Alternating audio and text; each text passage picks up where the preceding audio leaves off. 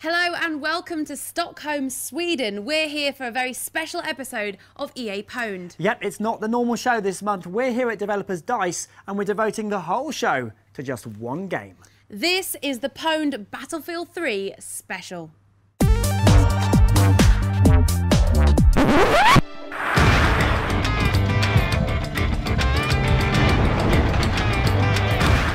You've seen the trailer, witnessed the explosions, felt the earthquake, watched the buildings fall, but now it's time to get under the skin of Battlefield 3. We're going to be interviewing the developers here in Stockholm and taking a peek at exclusive footage from the game. Here's what's coming up.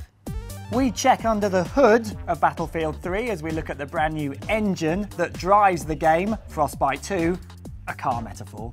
Then we revisit an old location from Battlefield 2, Karkand, and see how it looks in the latest game. I'll give you a quick hint, it looks better.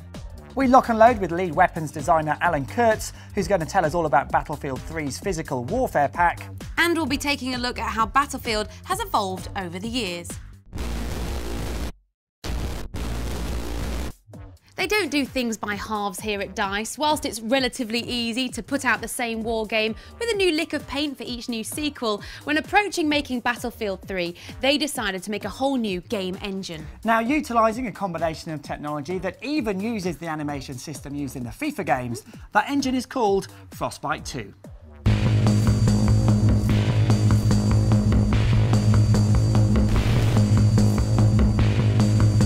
What made you create a new animation system using the Frostbite 2 technology? I started to look around, looked at stuff like Havoc animation and natural motion and things like that. Then I also got hold of this very cool movie that the guys developing FIFA were putting together. And it was a movie about responsiveness and about how a soccer player move on the soccer field. And for me, that was a really believable way of moving, and it had all the weight, and it had all the intensity and all the believability of the characters that we would like to have in the game. And it turned out that they have an animation tool that it's called Ant. So we basically just call them on the phone or send them a mail and say, hey, we would like to use your tool.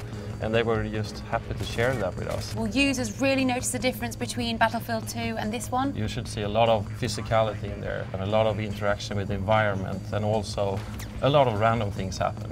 I mean, because they do in real life, don't they? What types of destruction does Frostbite 2 deliver? Well, we have the micro-destruction, as we call it, which is basically objects that are around the player, like cover and so on. You can blow holes through walls and stuff to open up new paths and move through environments that were previously locked off. And we also have the really big scale destruction, which is like facades and stuff that can crumble and fall over, as well as set-piece destruction, which is more or less scripted, big destruction events. So will this type of destruction change the way people play shooters? Absolutely. I mean, since your cover is destructible, you can't sort of really sit in one position for very long. As far as I know, this is the only game that uses this level of destruction. We've improved on almost all aspects of the sound for Battlefield 3. RPG, Mike 12! We've not gone after a cinematic soundscape. We've worked towards a more documentary style. And so we've concentrated more on how the world responds to the sounds rather than the sounds themselves. It's the player that triggers it. The sound system is actually in control of the camera. So, when an explosion goes off, there's a camera shake, and that's triggered by the sound engine.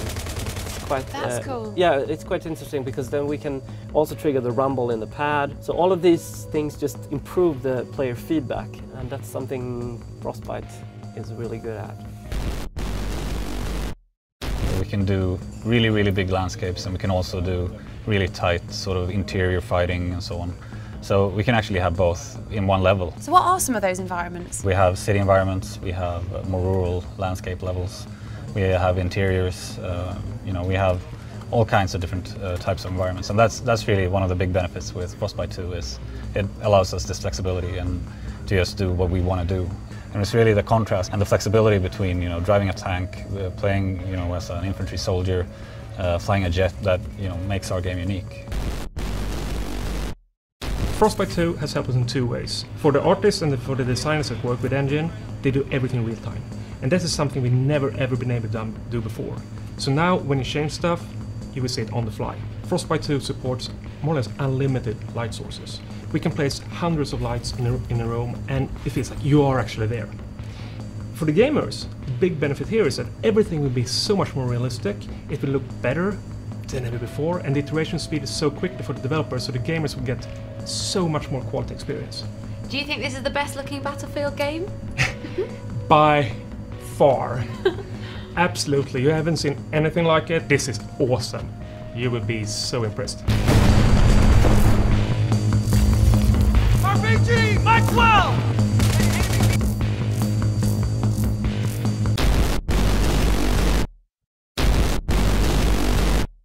It's recently been announced that the forthcoming Need for Speed The Run will also be using the Frostbite 2 engine. But we're not here to talk about that today, we're here to talk about Battlefield. Now, those of you who've played Battlefield 2 would have spent many an hour killing or being killed in Karkand. Ah, good times. And the good news is, you can go back there in Battlefield 3. Pay attention, it's an exclusive. The Back to Karkand expansion pack reimagines classic Battlefield maps Wake Island, Sharkey Peninsula, Gulf of Oman and Strike at Karkand. We caught up with Niklas Fegreaus, the pack's lead designer, and David Spinnier, who designed the original maps, for a chat. 2 months ago we basically thought of how could we make a really cool experience for the core fans and the new fans, and it felt kind of natural to revisit the epic maps of BF2. So you designed some of those maps. I did Strike at Karkand and I did Sharkey Peninsula.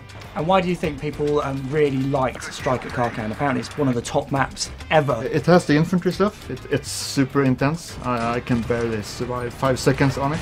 But it also has the kind of the mix of vehicle in there as well. Also, I had a very specific kind of design idea for it when I designed it originally. And I think that part kind of came through.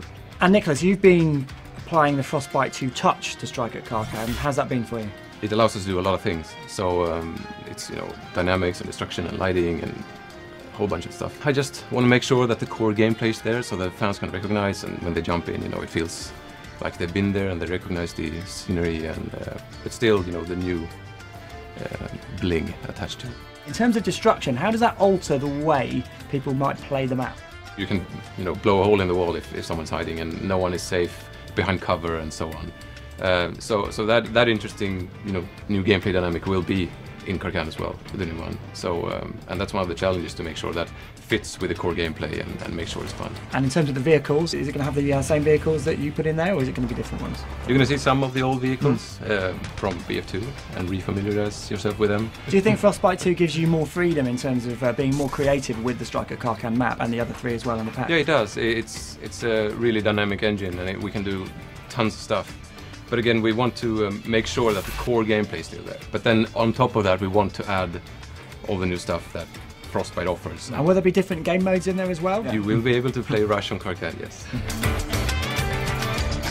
So ultimately for you guys, what do you think is more rewarding? Starting afresh and coming up with some new map designs, or maybe changing one that already exists, such as Strike at Karkand, and giving it a new lease of life? Personally, and this is just me, I love creating new maps, but it's been really interesting, kind of rewarding to see these guys work on something I did. I think we got a new audience, just releasing BC Bad Company 1 and Bad Company 2 for consoles. So I think it's a real opportunity for new players to experience these old maps. So David, you're working on Battlefield 3. You've probably seen most of the multiplayer maps. Is there one you've seen already that you're thinking, that could be the next Strike at Karkand? Every game we do will have a map that kind of stands out, that is more popular. And I think definitely we have a lot of interesting and promising looking maps for BF3, definitely. Kind of in the same vein with the infantry experience and the urban settings, so it looks very, very promising.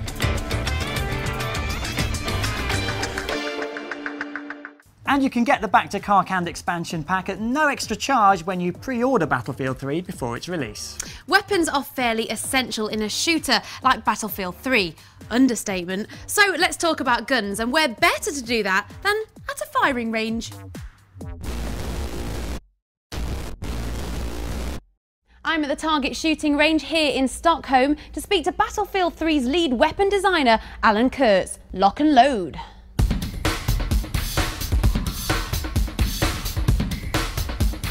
I'm Alan Kurtz, lead weapon designer on Battlefield 3. So, Alan, without weapons, there would be no Battlefield 3. So how do you decide what weapons get into the game? We're going for a really kind of authentic feel with Battlefield 3. So the big thing that we're looking at is what guns are actually being used by armies. And obviously we have the Marines in Battlefield, so first thing we did was go and look for the Marine weapons. But we also want that little bit something extra special, because fun is still really important in Battlefield. So we went ahead and we went and looked at other forces and said what sticks out, what looks cool, what looks unique, what fills a role that we don't have, and we went and we picked those guns and we brought those into Battlefield as well. So once you've chosen the guns, how do you get that authenticity across to the player? Obviously our players are using a controller or a mouse and keyboard, so our focus is really on let's get the guns that they look right, let's get the guns that they sound right, and then the feeling of the guns is really important for us as well. The gun needs to kick in your hands, you need to really feel like it's alive, and we can do a little bit of that with rumble and things like that, but really that comes through with the animation in the gun, so the gun moves right, and if you were to pick one of these guns up and use it yourself, you get that same feeling when you use the gun in our game. Now that must take a lot of research. Do you go out and try them yourself? Yeah, so we've been out with the Swedish Army, we've been on maneuvers with them, we also have some military advisors. They come in and they sit down with us and say, well, here's where we'd use this gun, and this is why you use this gun. So what's your favourite weapon? I actually like the G3. It's an assault rifle, it's got a 20-round mag, it's big ammo, but it kicks like a mule, so it's a lot of fun. You gotta really learn to master the gun, and that's what I'm looking for in a game. So, Alan, if Battlefield 3 is your first Battlefield game, what's the weapon of choice? So I'd go with what the US Marines use. It's the M4 carbine. It doesn't kick real hard, it's pretty easy to control, not the biggest damage, but it lets you really get on your feet, understand the battlefield, and you can move on to bigger and better things from there. Now, I've heard quite a lot about this physical warfare pack. Can you tell us anything about it? Right, so we picked 4 items that we felt really kind of represented the physical battlefield. So we've got the Type 88, it's a machine gun, it's belt-fed, big clip, it's got a bipod. So it means I can set it down on a surface and I can just really own that area. And that's really important to us because that's a supported shooting idea is a really cool concept in Battlefield. Then we've got a classic Battlefield gun, the Dow 12. This is a shotgun, it was in BF2. And it's a 12 gauge, 12 rounds, big magazine, really great for clearing a room. And to go with that, we've also got a special kind of ammo for our Dow 12 called the flechette round. And the flechette round, it just tears through things. If you got thin wood or thin metal, even another player, it'll go straight through them. So at close range, you're going up against multiple people or you think you got somebody on the other side of a fence, you want the flechettes. Then the last thing we did is we really looked at said, Battlefield's about team play. And we really wanted an item that was going to take one of our classes and put it into a team play role that it doesn't traditionally afford. Yeah. So what we did is we looked and we said we can put a flash suppressor on one of our sniper rifles, the SKS. Yeah. And the SKS is kind of a mid-range gun. It lets that sniper get in close with his squad, be there with his squad, be a team player and work with all of the other players on his team. It helps him stay stealthy in that close range, but it's also completely unique to this physical warfare package.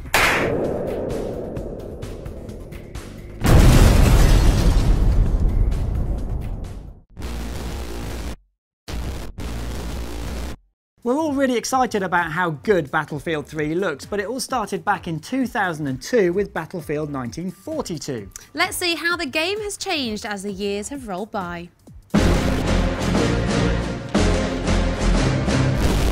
Creative director Lars Gustafsson has been developing the Battlefield games for over 12 years. After showing me some original concept drawings for Battlefield 1942, he took some time out to talk about the defining moments in the evolution of Battlefield. So why choose 1942 as the first setting for the Battlefield games? It was a mixture of the levels we looked at and kind of finding a good mix and match out of the different areas we chose. At that time it was mainly running and gunning. We promised a lot and most people said we wouldn't deliver, and happily, barely, we managed to get it out, and it was really new with 64 players and all these vehicles and everything. So then you moved to the Vietnam setting. We had been itching to do that setting, and it was made by our Canada studio and really managed to capture that, Vietnamish feeling from the movies.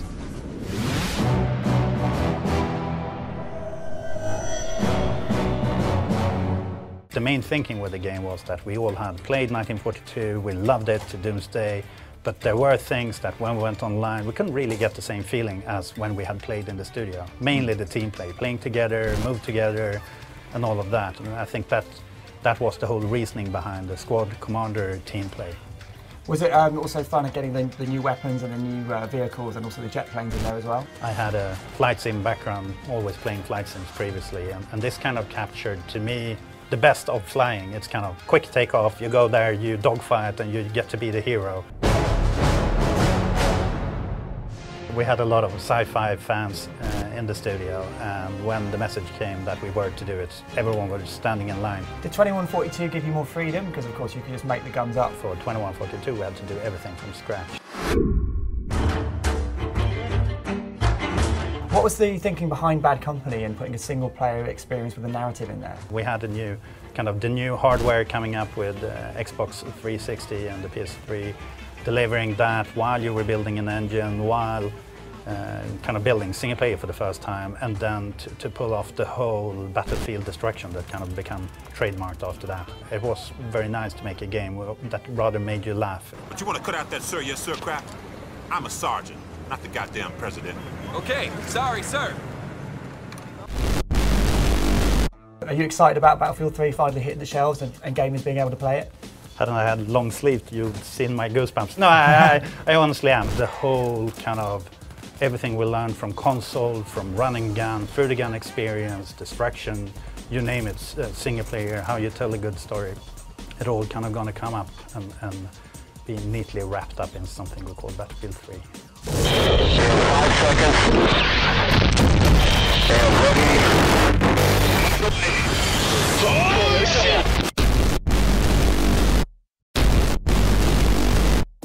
Well, that's it for this month's very special episode of Pwned at DICE here in Sweden. We hope it's got you as excited as we are about the release of Battlefield 3 later this year. And don't forget to keep in touch with everything Battlefield related. Just go to battlefield.com/UK. We're back next month. Now, don't forget you can subscribe to us by clicking on the yellow subscribe box somewhere here, whereabouts. In the meantime, feel free, or indeed obliged, to email us at pwned@ea.com. You can tweet at us at twitter.com/electronicarts. Or we'd be known to hang around on Facebook at facebook.com/electronicartsuk. We'll be back next month. We'll see you then. Bye. Bye.